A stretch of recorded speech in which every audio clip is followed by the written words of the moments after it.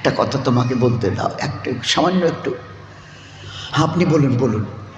তো বলে, শোনো আজরাইল, তুমি যখন হাত বাড়িয়েছো তো আমি একটা অবস্থা বুঝতে পারছি, মানে একটা কষ্ট মতো ভাব অনুভব হচ্ছে আমার।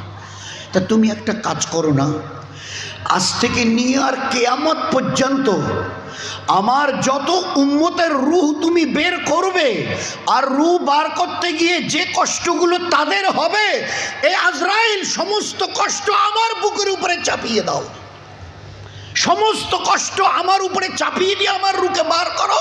এরপরে আমার উম্মতের পুরুষ আর মেয়েদের রূহ তুমি যখন বার করবে, ওই সময় তারা যেন কোনো কষ্ট না পায়। ওই কষ্টগুলো total today, from today till the day of Qiyamah, try to remember it. This was the life and sacrifice of our prophet.